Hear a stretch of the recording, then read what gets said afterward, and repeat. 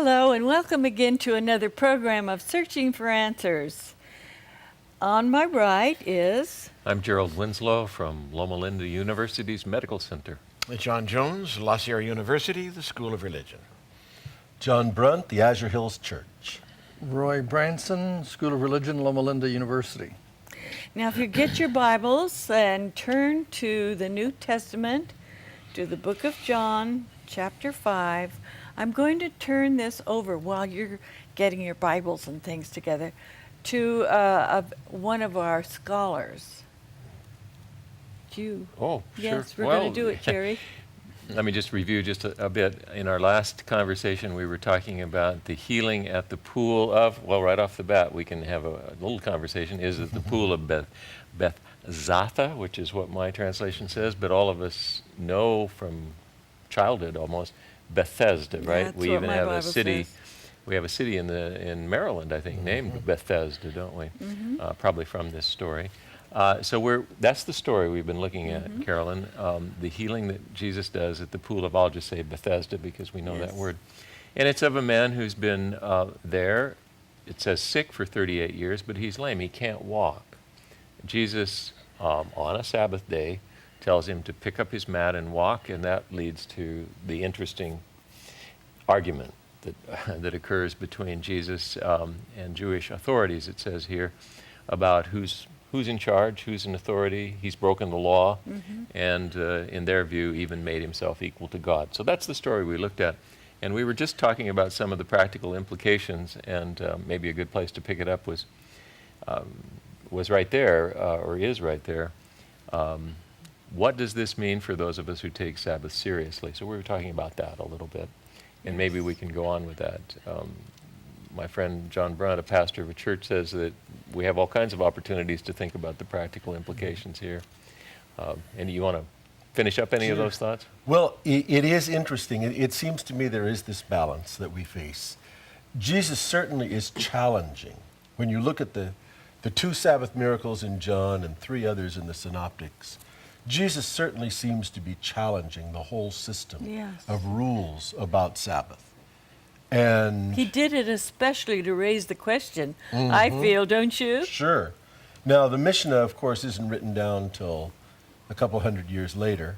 It represents an oral tradition, so we don't know how many of these laws go back to the time of Jesus, but certainly many of them did. And there's a whole tractate in the Mishnah, the rabbinic rules about Sabbath.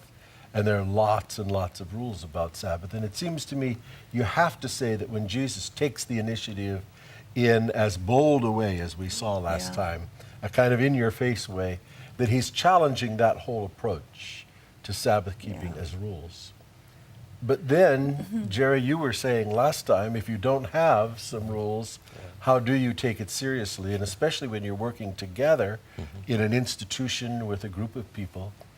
And we find that we face that in a church. We have a big club of 4 to 9 year olds, 168 kids this year in it. And our leaders are terrific, and they actually go out camping with these 4 to 9 year olds at the beach up above Santa Barbara every May for a weekend. There's the ocean there. What do? Do you make rules about what the kids can do and what they can't do and so forth on Sabbath? And it's been an interesting, I've enjoyed observing what I think is a very good kind of approach that the leaders have worked out. And that is that they first of all say, we are going to take the initiative to plan a Sabbath that's going to be fun for the kids, so that we are not just leaving them wondering what they should or shouldn't do, but they're going to have a wonderful Sabbath, and we're going to plan it well, and they do amazing things, so the kids are involved.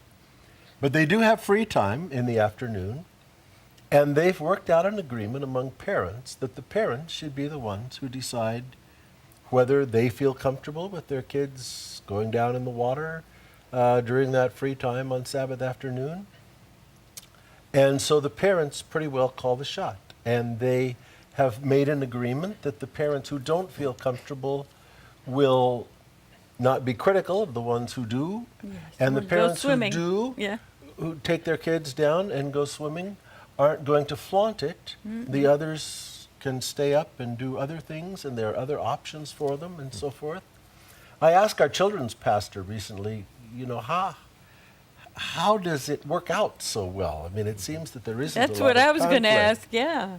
And she said that she thinks over the years there has been a kind of ethos of tolerance that's developed among the group. That they have Sure. they've worked on that, and I think that's a pretty nice thing. In fact, there's So- something kind of healthy about that, isn't there? Yeah, That's I right. think so. Well, So they don't all do the same. There's no rule that says you can do this or you can't do this, but there's kind of a mutual agreement that they will respect each other's. It's very, very hard for me to challenge you because I agree with so much of what you say, and you're such a great person, but I'm going to do it. Okay, good. Tell me how Sabbath is different from Sunday on this church weekend. Oh, it's very different Is it? because yeah. How? Well, they will play games and so forth on Sunday, play ball and so forth. They don't do that. Oh, competitive on Saturday. sports. Competitive sports and so forth.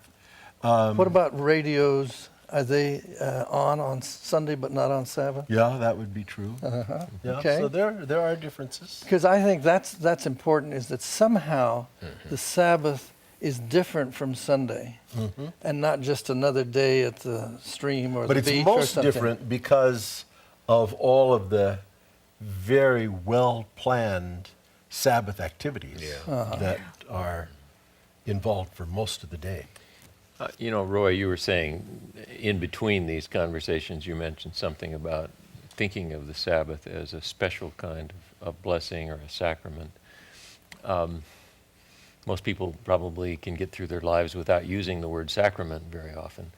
But I wonder if you could say more about that, because I do think that many of these discussions, just as they seem to in this story, come down to is it okay to do that or isn't it? What's on the list? What isn't on the list? You broke the rules. What do the rules say? And I found myself in a conversation recently with fellow hospital leaders saying, why don't we change the conversation at some point and ask ourselves, what is there about the fact we take Sabbath seriously that energizes us for a health ministry? Well, let me, first of all, I know the word sacrament is a little strange, but we come from a Protestant tradition that likes the word ordinance. Yeah. Now, that comes with a legal background, and we feel more comfortable with that. But I think many of us, particularly those of us who are a certain age, grew up with the Sabbath as being part of the law. Yeah. And that sends you right down the road of, well, there's this large law, and then there's the small laws that interpret it, and you're staying within the universe of law. And why I use the word sacrament is, if we could look on it as a category of worship. Now, what do I mean? What are the other illustrations of that? Baptism and the Lord's Supper. Those are the things that should be compared with the Sabbath. That's the family of activities within the community of faith. And when you think of those, there are variations of ways to perform baptism. But we think it's important, in many of us in our tradition, that we you put the person under the water and you bring them back, because that is an illustration or a symbol of resurrection, death and resurrection of Jesus. Now, there's much greater variation on the celebration of the Lord's Supper, but there's certain elements that you would want to keep no matter what. You wouldn't serve popcorn because it's affiliated or associated with movies, let's say. So you have certain parameters within which you stay in order for the symbol to be able to convey the basic meaning of it.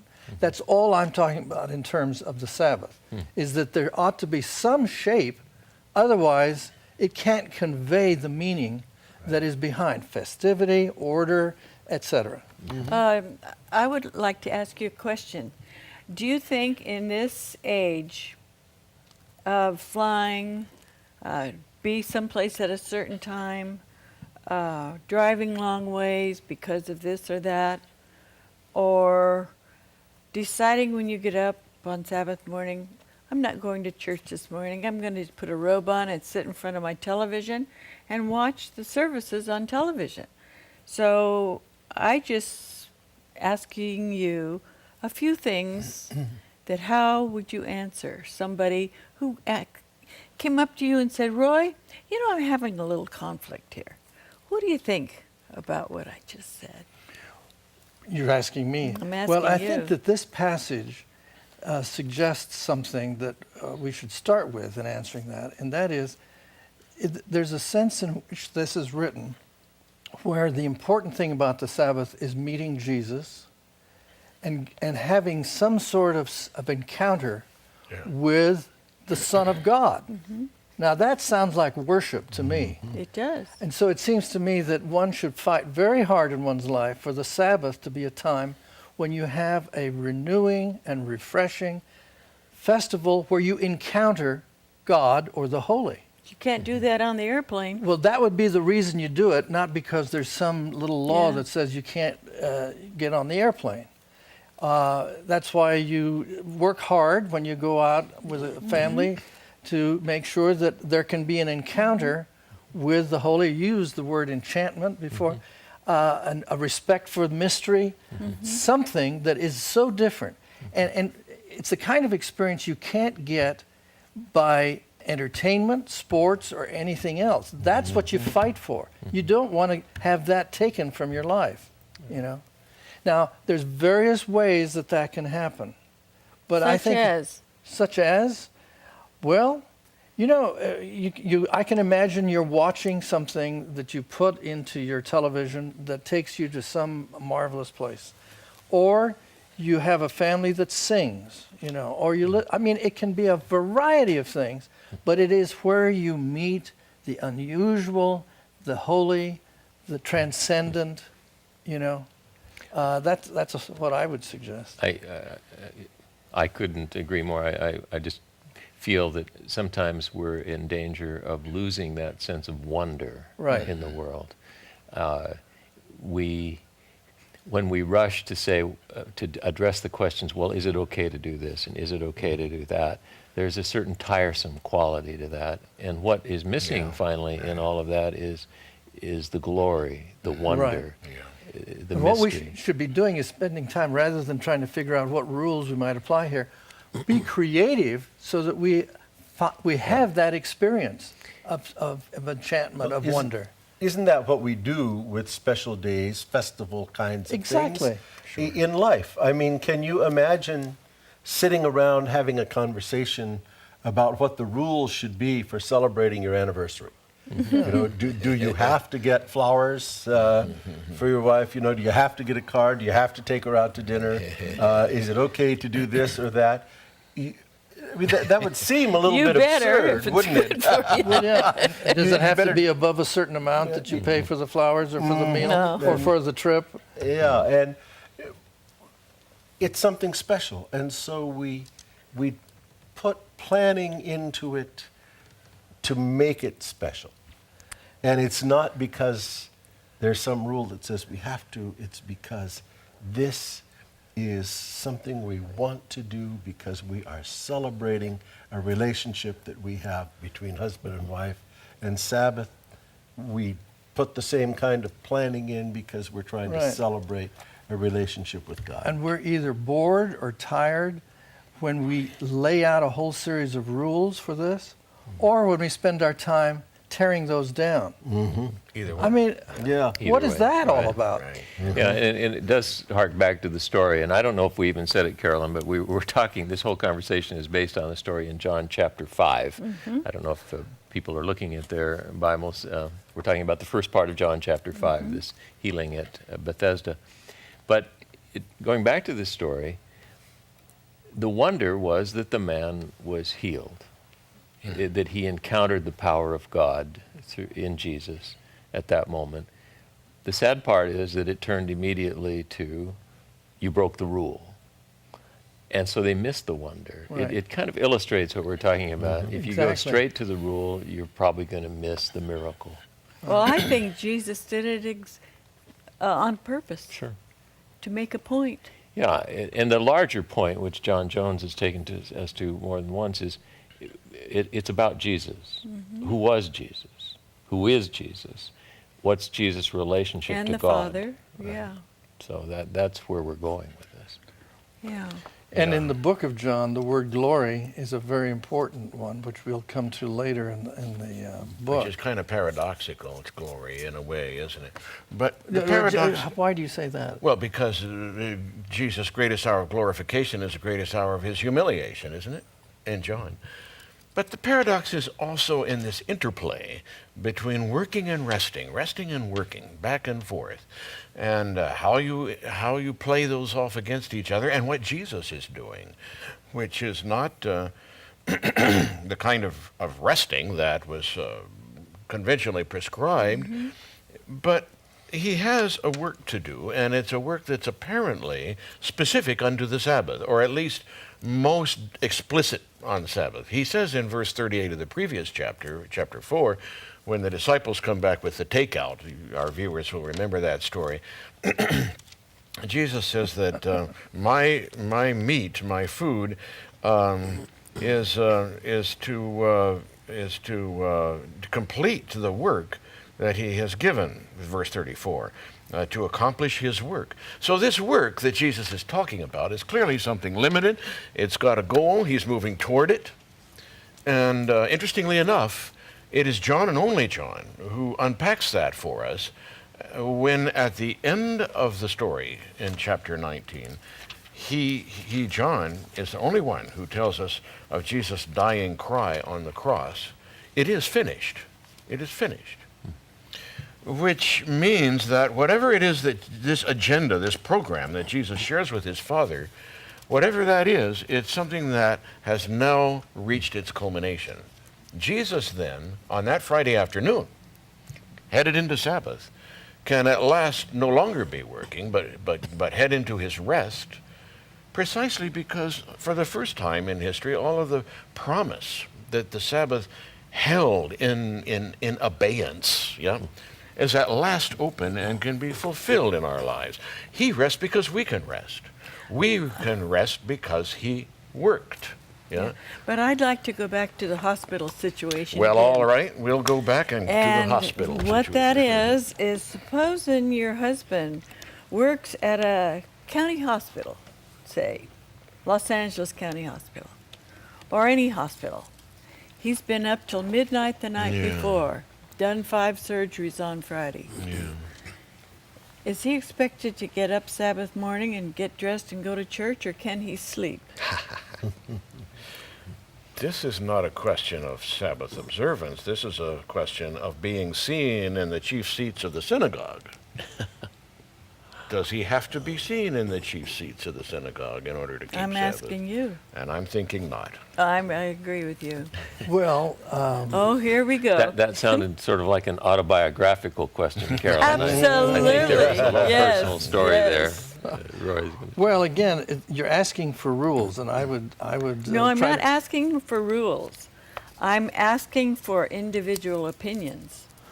Well, if you're asking, is there freedom not to go, or do you break? Are Because you Jesus charged with could have- breaking the Sabbath? Jesus could have chosen to heal that man on a different day, but he did it on purpose as to show all of us that you have to use common sense when keeping the Sabbath. No. I think that he did that to show a wider or bigger meaning of the Sabbath. Okay. And I think that the kind of person you're talking about might be the sort of person who finds going to the right worship service where he's, say, preaching, and where it's very carefully worked out, a refreshing and renewing experience, and would want to go there. Now, does he have to go there? No. But he might want to go there because it really Go where? revives. To church. After 5 surgeries on Friday, Some getting people- home at midnight, Yes? let me see you do that. No, that's a I'm just saying I can conceive of a person who would find worship on Sabbath as a renewing experience, Okay. and collapsing on the Sabbath afternoon, maybe. I do think, I mean, this is a special case, but I do think that there's a tendency in our society to miss something Yeah. about Sabbath Yeah. because of this very individualistic part of our culture, which says it's just me and God, and so Sabbath is my relationship with God, and I get closest to God in the mountains or It's always the wherever. mountain. Yeah, it's Have the you ever mountain. it's not the valley, it's the That's mountain. where you That's go. right. I do think that in the New Testament, there is a sense that corporate worship, that worshiping with others, starting out right at the book of Acts in the beginning of what those disciples did from day to day. And of course, they were doing it every day, in fact, and then more on Sabbath. But the idea of corporate worship is very much a part of what it is to be part of the body of Christ in the New Testament. And I think that Paul, for instance, and John also, to hear somebody say, I really don't need to be with other believers and I don't need any kind of public worship experience, just my own individual relationship with Jesus is all I need on Sabbath. I think they would have had a very hard time with that. I mean, I have not ever operated 5 times on a Friday, but I have been exhausted sometimes. And I take myself to a worship service, sometimes on a Friday night at a What synagogue. kind of exhaustion did you have? Did you fall asleep as soon as you sat down? Oh yeah, I fall asleep sometimes from that. But, Not when you're driving, I hope. but, That's right. Not but when you're driving. I have been surprised at certain services I have gone to where I sort of dragged myself there, and some things happened that really restored a sense of peace, a certain sense of serenity that I couldn't have gotten had I not gone to that. And that's why Jesus healed this man, because he got a certain sense of closeness with his Father and with the Jews. He wasn't going to upset anybody, so he healed him on Sabbath. Well, I think as the story unfolds, a part of what's happening here is that he's really opening the question of his authority and relationship Yeah. to the Father. Right.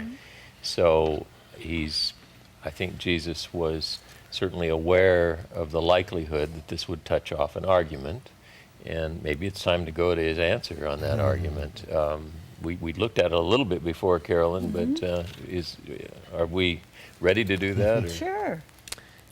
I wasn't volunteering, but Go I'm ahead. volunteering Go ahead. something. All right, Go okay. ahead. Well, I think probably verse 19 is a good place to pick it up. Okay, So, verse 19. verse 19 of in John chapter 5. 5. Because they've already had this now beginning of an argument. Well, are you making yourself equal to God, and how are you relating Yeah. this?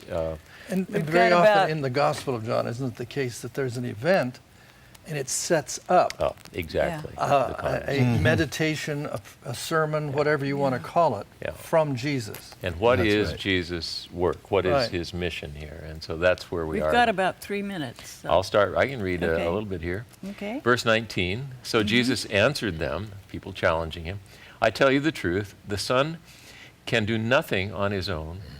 He does only what he sees the Father doing. What the Father does, the Son also does. For the Father loves the Son and shows him all that he himself is doing. He will show him even greater things to do than this, and you will all be amazed. Just as the Father raises the dead and gives them life, in the same way the Son gives life to those he wants to. Given the limited amount of time we have left, maybe that's a good place to stop, or we could go on. No, But- go ahead. Well, We've I'll got- read another verse or Sure. two, but there's a lot to talk about here. Yeah. Nor does the Father himself judge anyone. He's given his Son the full right to judge, so that all will honor the Son in the same way they honor the Father. Whoever does not honor the Son does not honor the Father who sent him. Well, now there's a lot to talk about. I mean, here Jesus even says he's been given the power of judgment and the power to give life. That's right. I mean, we're headed, as Roy used the word Trinitarian earlier. I don't know, that's a big word to use, but the notion of Jesus as being fully God is certainly being raised here, I think. Right. Or is it? This John looks I'm waiting. skeptical. We've got a little over almost this 2 is- minutes. yeah, a minute to- Yeah, this Let's is move right obviously along here. pressing the issue of the Yeah. unity between Father and Son. They are one. He's seen the Father, seen me, seen the Father. So that's the direction Jesus is going. One here at this question that we may not have time to go We into. may but- not, because I want to answer what we just already said, if you don't mind. That's fine. Go ahead, but just look at the clock. Okay, you got a minute, right? Well, no, I don't have an answer to my question. I have a question. Why the language of Father and Son in the context of this period and these people? Because this is a distinctive, I mean, it is stressed here so much more than in other Gospels, where there are more political images made of authority. But he was talking to a group of people, the Pharisees, and maybe he was trying to make a point about the fact that Jesus and his Father were very close and were one. Well, certainly he was emphasizing his authority. But I'm just wondering about why that imagery Father. in this book so strong. What does that suggest? It's imagery that has the potential for subordination. But here it's being used precisely for almost something very like equality, isn't it? Yeah. Yes.